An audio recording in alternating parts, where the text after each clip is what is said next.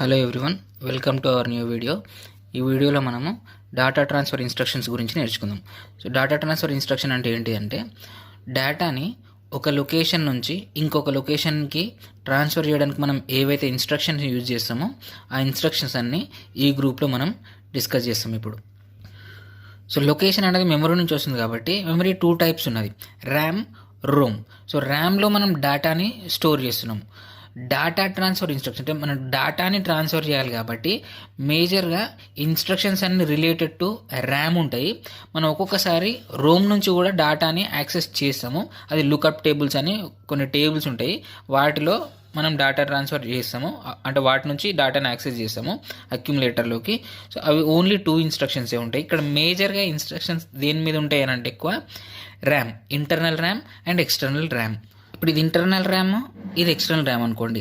Data అనేది ఒక location నుంచి ఒక లొకేషన్ కంటే ఇంటర్నల్ ర్యామ్లో ఒక లొకేషన్ నుంచి ఒక లొకేషన్కి ట్రాన్స్ఫర్ చేయొచ్చు మనం. సో ఇంటర్నల్ ర్యామ్లో ఇది ఒక లొకేషన్ అనుకోండి, ఈ లొకేషన్లో ఉన్న డేటాని ఇంకొక లొకేషన్ అంటే ఇంటర్నల్ ర్యామ్ లొకేషన్ నుంచి ఇంటర్నల్ ర్యామ్లోనే ఇంకొక లొకేషన్కి, లేదా ఇది ఎక్స్టర్నల్ ర్యామ్. ఇప్పుడు ఎక్స్టర్నల్ ర్యామ్లో ఒక లొకేషన్ నుంచి డేటాని ఇంకొక లొకేషన్కి ట్రాన్స్ఫర్ చేయొచ్చు.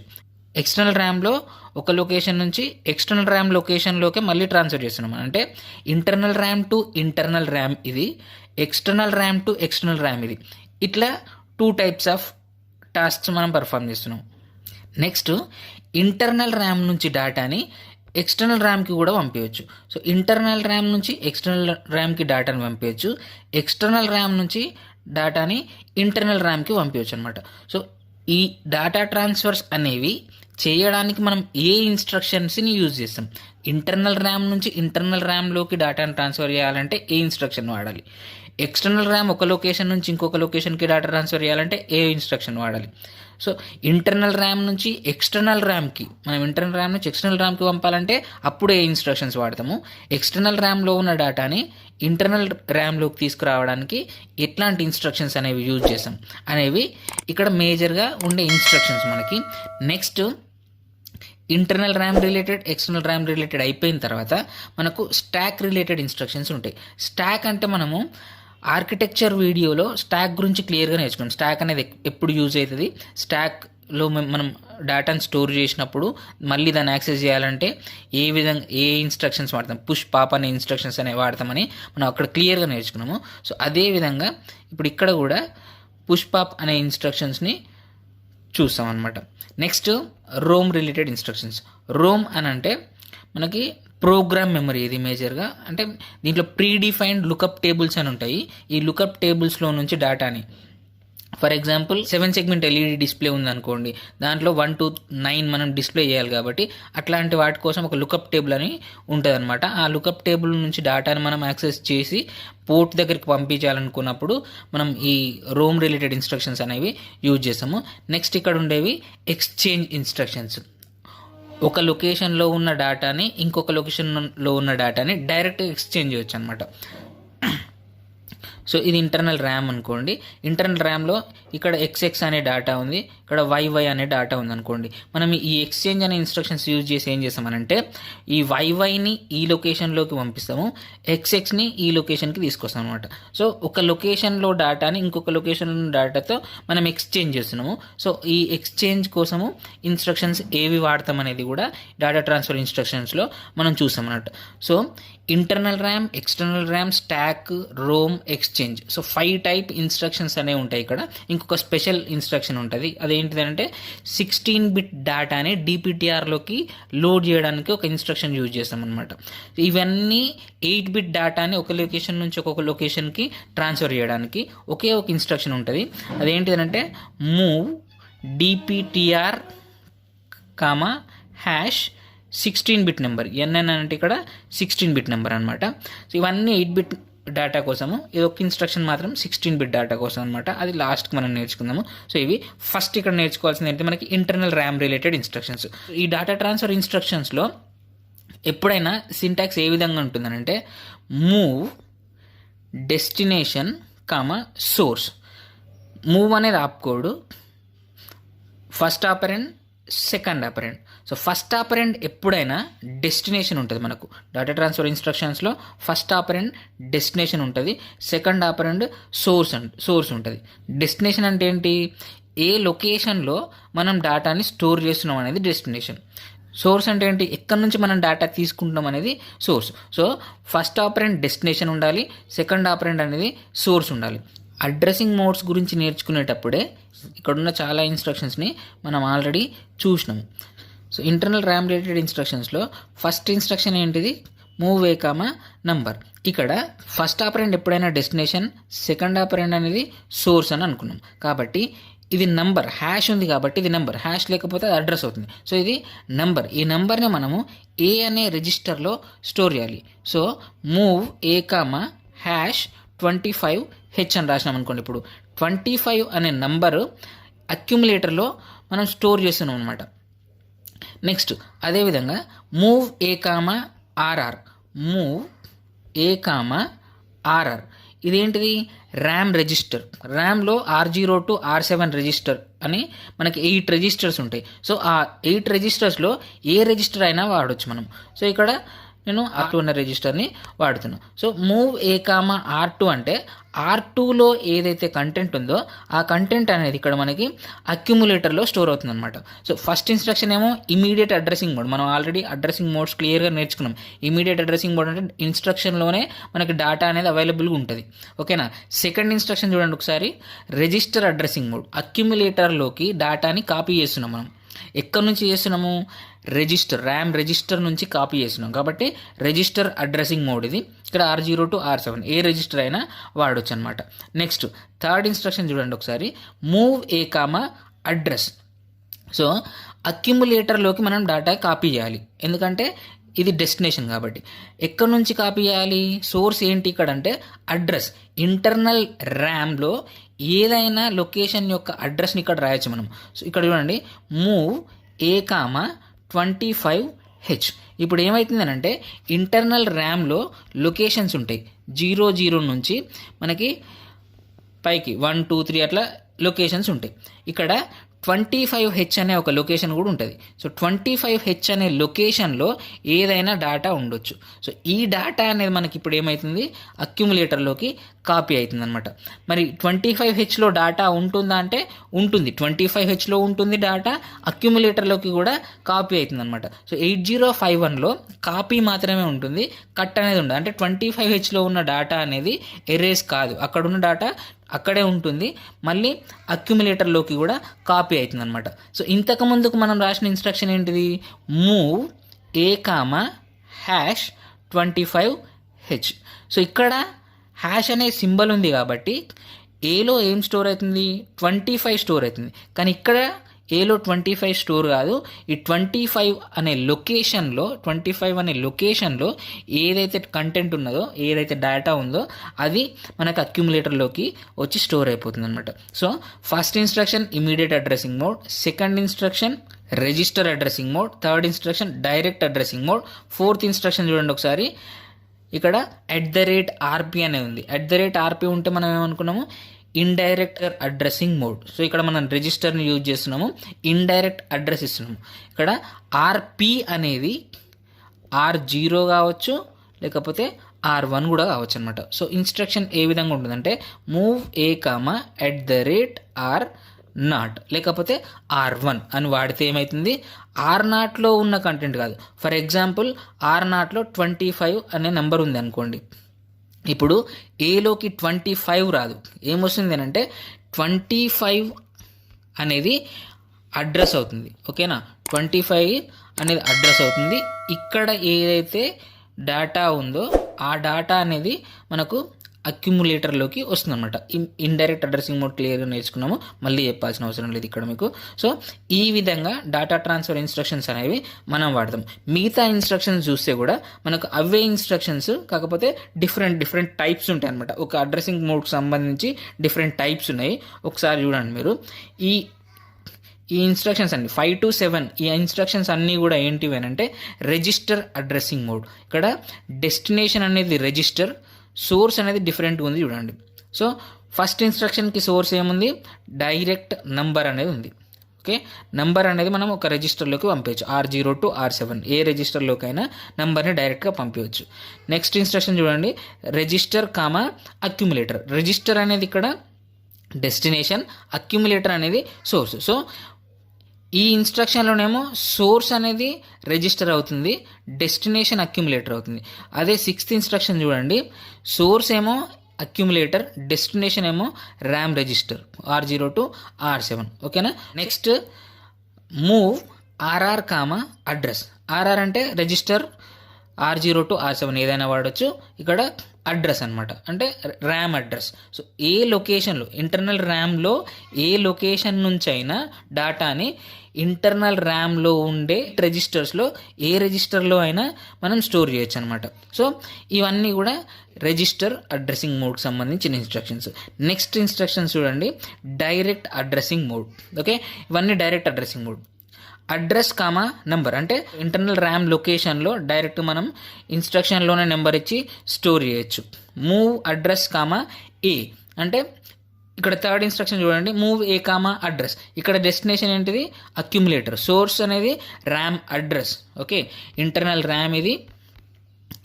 మూవ్ ఏ కామా అడ్రస్ అని రాసినాం అనుకోండి మనము, ఫర్ ఎగ్జాంపుల్ అడ్రస్ దగ్గర మనం 25 రాసినాం కదా ఇందాక.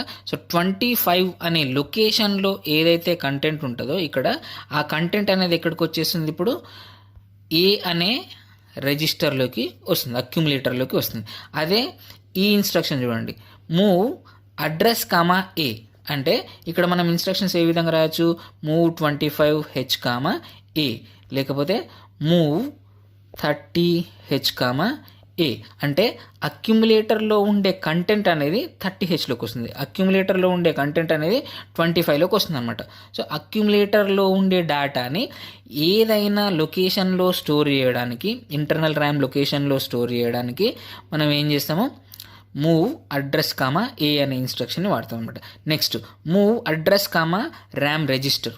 So move 25H comma R3 అంటే R3 అనే రిజిస్టర్లో ఉండే కంటెంట్స్ అనేవి మనకి ఇంటర్నల్ ర్యామ్లో 25H అనే లొకేషన్లో స్టోర్ అవుతాయి అనమాట. సో రిజిస్టర్లో ఉండే డేటాని ఇంటర్నల్ ర్యామ్ ఒక లొకేషన్లో స్టోర్ చేయడానికి మనం ఇట్లాంటి ఇన్స్ట్రక్షన్ అనేది యూజ్ చేయొచ్చు అనమాట. నెక్స్ట్ ఇన్స్ట్రక్షన్ చూడండి, మూవ్ అడ్రస్ కామా @RP అంటే move 25H comma @R1. So R1 అనేది అడ్రస్ని పాయింట్ చేస్తుంది. R1లో ఏదైతే కంటెంట్ ఉందో అది ఇంటర్నల్ ర్యామ్లో ఉండే అడ్రస్ని పాయింట్ చేస్తుంది.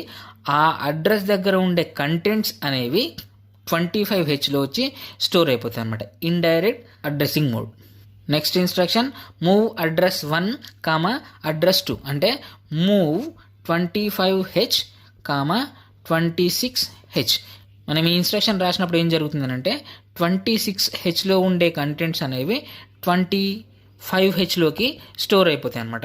ఫర్ ఎగ్జాంపుల్ ఇక్కడ ఇంటర్నల్ ర్యామ్లో 00 నుంచి 09 అనే లొకేషన్ ఉంటుంది. సో అని ఇట్లా 20 to 29 అనే లొకేషన్స్ కూడా ఉంటాయి. సో ఇంకా పైన చాలా లొకేషన్స్ ఉంటాయి.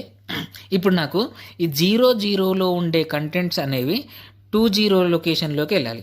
అట్లాంటప్పుడు మనం ఏం చేస్తాము, మూవ్ మనకు ఎక్కడికి వెళ్ళాలి, 20లోకి వెళ్ళాలి. సో 20H కామా ఎక్కడి నుంచి వెళ్ళాలి, 00H నుంచి వెళ్ళాలి. సో ఇప్పుడు ఏమవుతుంది, 00లో ఉండే కంటెంట్స్ అనేవి 20Hలోకి కాపీ అవుతాయి. సో ఒక లొకేషన్లో ఉండే డేటా అనేది ఇంకొక లొకేషన్లోకి మనం కాపీ చేసినాం. ఇక్కడ 2 ఇంటర్నల్ ర్యామ్ అడ్రస్లే ఇచ్చినాం మనం.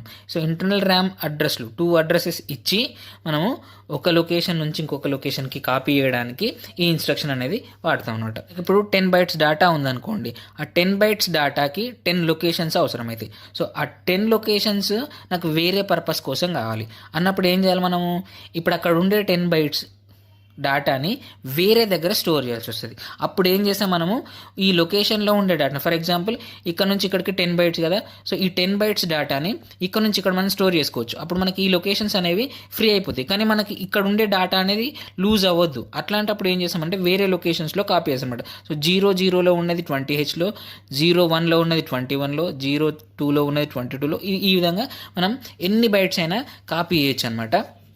సో ఇట్లా ఇన్స్ట్రక్షన్స్ రాసుకోవాలి. 20H, 00H, 21H, 01H ఇట్లయినా రాసుకోవచ్చు.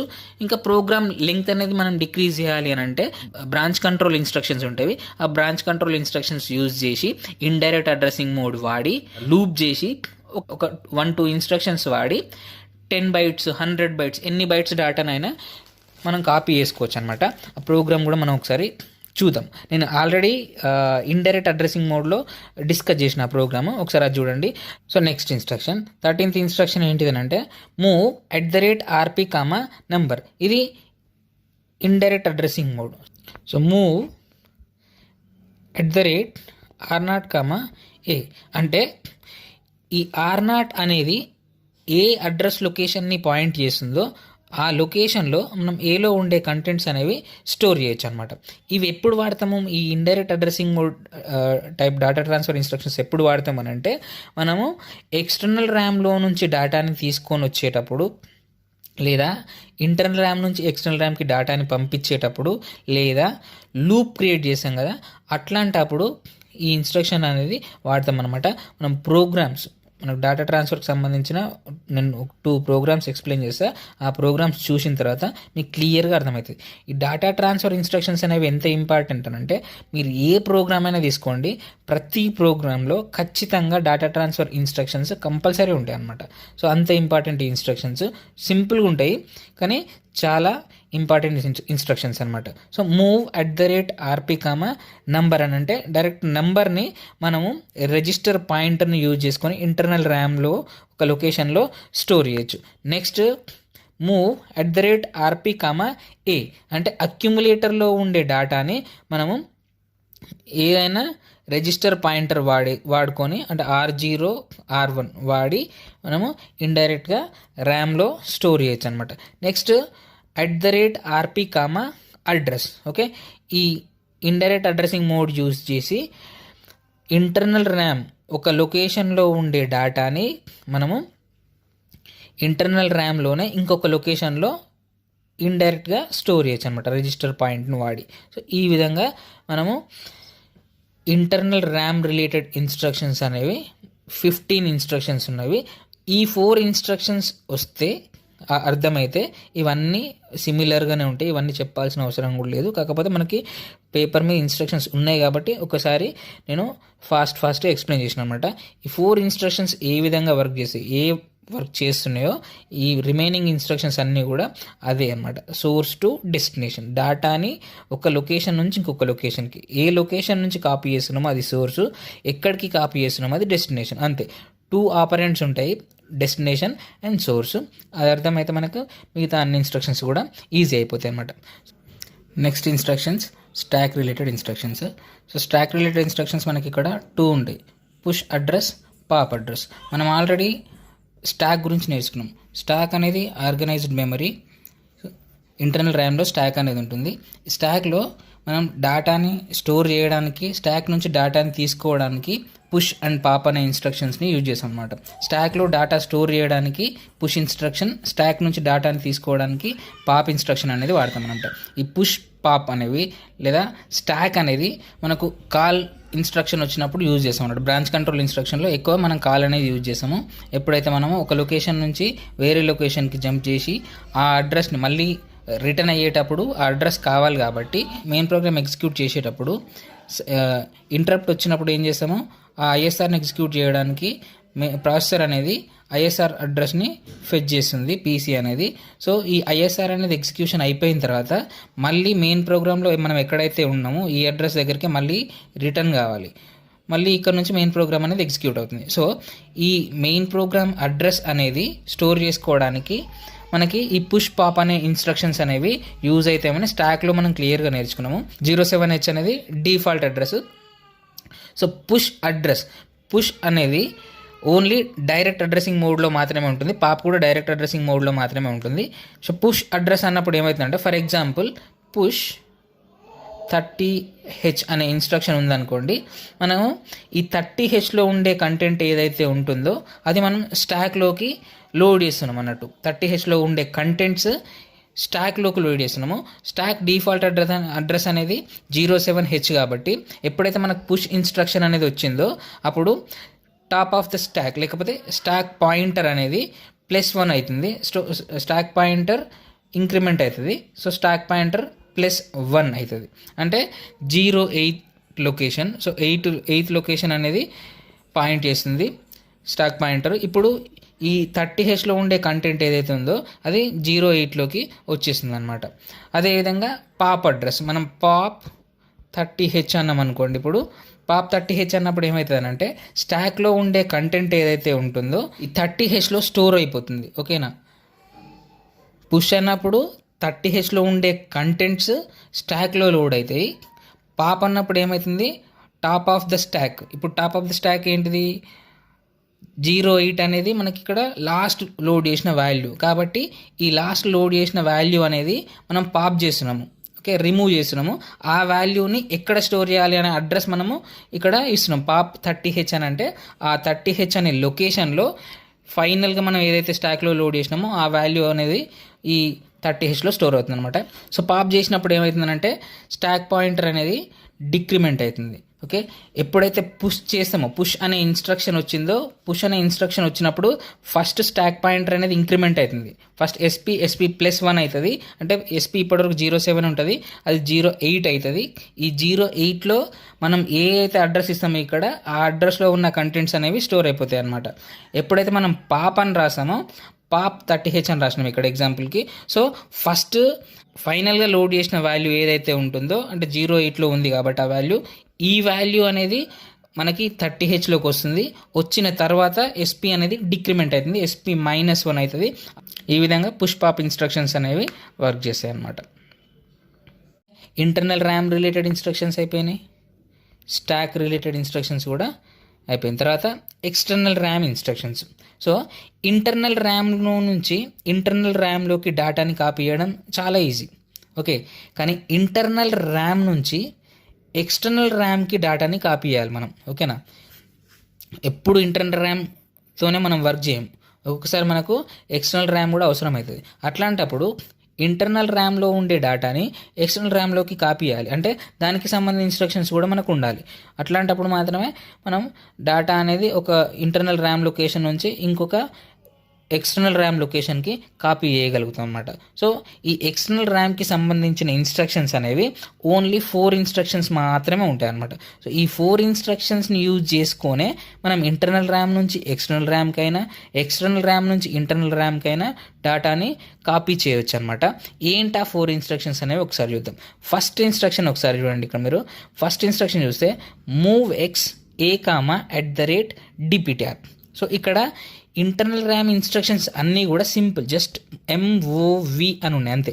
ఓకే, MOV అని ఉంటే అవి ఇంటర్నల్ ర్యామ్కి సంబంధించిన ఇన్స్ట్రక్షన్స్, అంటే ఇంటర్నల్ ర్యామ్లో డేటా ట్రాన్స్ఫర్ అనేది జరుగుతుంది అని అర్థం. ఎప్పుడైతే MOVX అనేది ఉంటుందో డేటా ట్రాన్స్ఫర్ అనేది ఎక్స్టర్నల్ ర్యామ్ నుంచి జరుగుతుంది అని అర్థం. ఓకేనా, ఎక్స్టర్నల్ ర్యామ్లోకి డేటా వెళ్ళడం కానీ లేదా ఎక్స్టర్నల్ ర్యామ్ నుంచి డేటాని తీసుకోవడం కానీ జరిగినప్పుడు మనం మూవ్ ఇన్స్ట్రక్షన్ అనేది వాడాలన్నమాట. ఓకేనా, సో MOVX A, @DPTR అనేది ఫస్ట్ ఇన్స్ట్రక్షన్ ఇక్కడ. సో ఇక్కడ మనం ఏమనుకున్నాం, ఆల్వేస్ డేటా ట్రాన్స్ఫర్ ఇన్స్ట్రక్షన్లో ఫస్ట్ ఉండే ఆపరెండ్ ఎప్పుడైనా డెస్టినేషన్, సెకండ్ ఆపరెండ్ సోర్స్, అంటే సోర్స్ నుంచి మనము ఇక్కడ అక్యుములేటర్లోకి డేటాని కాపీ చేయాలి. ఫర్ ఎగ్జాంపుల్ మనకి ఇక్కడ ఇంటర్నల్ ర్యామ్ ఉంది, ఎక్స్టర్నల్ ర్యామ్ కూడా ఉంది. సో ఎక్స్టర్నల్ ర్యామ్లో ఒక లొకేషన్ ఉంది, ఇది ఒక లొకేషన్ అనుకోండి. ఈ లొకేషన్లో ఉండే డేటా అనేది నాకు ఇంటర్నల్ ర్యామ్లో ఉండే లొకేషన్కి కావాలి. ఫర్ ఎగ్జాంపుల్ ఇది 0000H అనే లొకేషన్. ఓకే, ఇది 00H అనే లొకేషన్. నాకు 0000H లొకేషన్లో నుంచి డేటా అనేది 00Hలోకి కావాలనుకున్నప్పుడు ఇన్స్ట్రక్షన్ ఏం వాడాలి? ఓకే, ఫర్ ఎగ్జాంపుల్ నాకు ఏ ఇన్స్ట్రక్షన్స్ అనేది తెలియదు, సింపుల్ ఐడియా. నేను ఏమనుకుంటానంటే ఇది ఎక్స్టర్నల్ ర్యామ్ కాబట్టి MOVX అని రాయాలి. ఓకేనా, నెక్స్ట్ డెస్టినేషన్ అడ్రస్ రాయాలి. ఏంటిది డెస్టినేషన్ అడ్రస్? 00H. సోర్స్ ఏంటిది? 0000H. ఓకేనా, so internal RAM address, external RAM address. So ఈ విధంగా నేను రాస్తాను, నాకు ఏం ఇన్స్ట్రక్షన్స్ ఉన్నాయనేది తెలియనప్పుడు. కానీ ఇట్లాంటి ఇన్స్ట్రక్షన్ అంటే internal RAM address, external RAM address రెండూ కూడా ఒకే ఇన్స్ట్రక్షన్లో రాయడం అనేది 8051లో అలో లేదు. ఓకే, అట్లాంటి ఇన్స్ట్రక్షన్ అనేది లేదు. మూవ్ఎక్స్ అడ్రస్ కామా అడ్రస్ అనే ఇన్స్ట్రక్షన్ లేదు కాబట్టి మనం ఈ ఇన్స్ట్రక్షన్ యూస్ చేయొద్దు అనమాట. మరి ఏ ఇన్స్ట్రక్షన్ ఉంది? ఓన్లీ మనకు 4 ఇన్స్ట్రక్షన్సే ఉన్నాయి. ఓకేనా, ఫస్ట్ ఎప్పుడైనా ఎక్స్టర్నల్ ర్యామ్ నుంచి డేటాని తీసుకోవాలన్నా లేదా ఎక్స్టర్నల్ ర్యామ్కి డేటాని పంపించాలన్నా ఓకే, మనము ఖచ్చితంగా త్రూ ఏ చేయాలన్నమాట. అక్యుములేటర్ యూజ్ చేసి మాత్రమే చేయాలి. చూడండి, ప్రతి ఇన్స్ట్రక్షన్లో ఖచ్చితంగా ఏ ఉంది. ఓకేనా, అంటే మనం డేటాని ఎక్స్టర్నల్ ర్యామ్ నుంచి తీయాలన్నా లేదా ఎక్స్టర్నల్ ర్యామ్లో కాపీ చేయాలన్నా ఖచ్చితంగా ఇంటర్మీడియట్ రెజిస్టర్ మధ్యలో ఏ అనే రెజిస్టర్ని మనం వాడతాం అనమాట.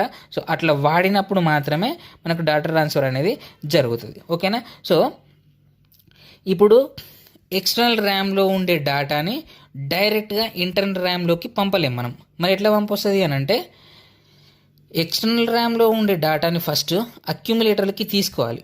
అక్యుములేటర్లోకి తీసుకున్న తర్వాత దీన్ని మనం ఇంటర్నల్ ర్యామ్లోకి పంపించవచ్చు. ఓకే, అక్యుములేటర్ నుంచి ఇంటర్నల్ ర్యామ్కి కాపీ చేయడానికి ఇన్స్ట్రక్షన్ ఉంది, కానీ డైరెక్ట్ ఎక్స్టర్నల్ ర్యామ్ నుంచి కాపీ చేయడానికి ఇన్స్ట్రక్షన్ మన దగ్గర లేదు. కాబట్టి ఫస్ట్ ఈ ఇన్స్ట్రక్షన్ రాయాలన్నమాట. అంటే ఎక్స్టర్నల్ ర్యామ్ లొకేషన్ నుంచి అక్యుములేటర్లోకి డేటాని కాపీ చేయాలి. ఓకేనా, సో ఈ ఎక్స్టర్నల్ ర్యామ్ నుంచి ఏలోకి పంపించడానికి కూడా మనం ఇట్లాంటి ఇన్స్ట్రక్షన్ వాడవచ్చు. ఏమని?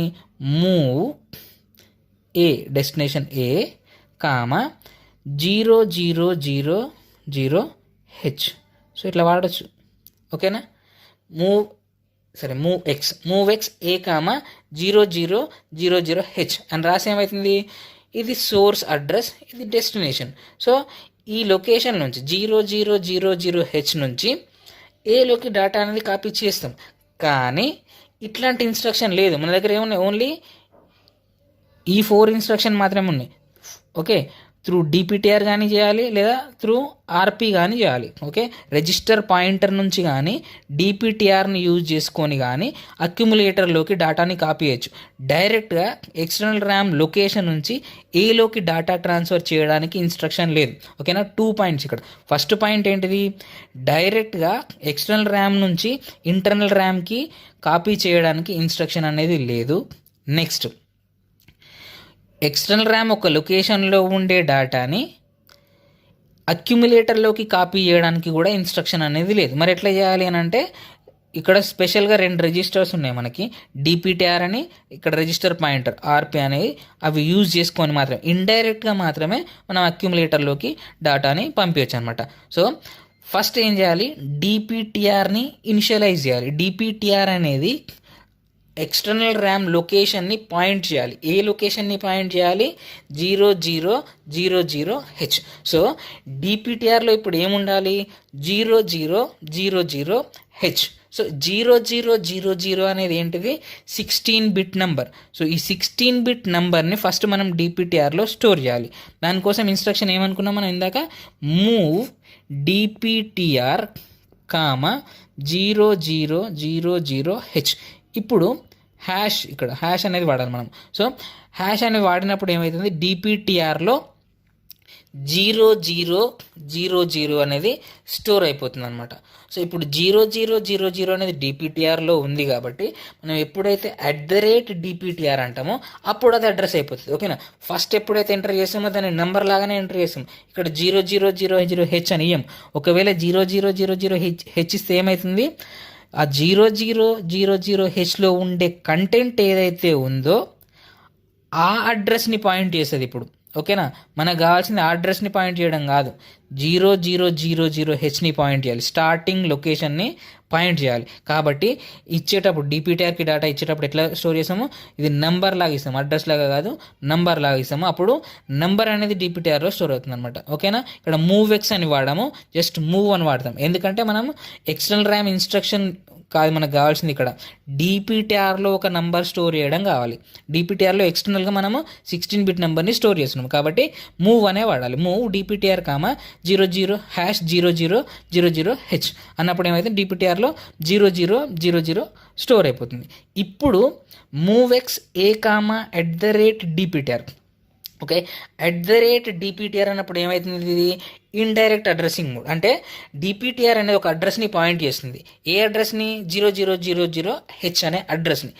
ఆ అడ్రస్లో ఉండే కంటెంట్ ఏదైతే ఉందో అది ఏలోకి కాపీ కావాలన్నమాట. ఇప్పుడు ఎక్స్టర్నల్ ర్యామ్ స్టార్టింగ్ అడ్రస్ 0000Hలో ఉండే కంటెంట్ అనేది ఏలోకి వచ్చింది. ఏలోకి వచ్చిన తర్వాత మనం ఇంటర్నల్ ర్యామ్లోకి కాపీ చేయొచ్చు. For example internal RAM location 20కి కావాలి. అప్పుడు ఏం రాస్తాం మనము? మూవ్ 20H,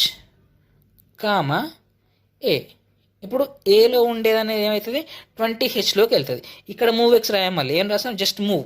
ఎందుకంటే ఇంటర్నల్ ర్యామ్లో మనం స్టోర్ చేస్తున్నాము, ఏ నుంచి కాపీ చేస్తున్నాం కాబట్టి ఏం రాయాలి? Just move 20H, A. ఇప్పుడు ఏం జరిగింది? ఎక్స్టర్నల్ ర్యామ్లో ఉండే డేటా అనేది ఇంటర్నల్ ర్యామ్లోకి కాపీ అయింది.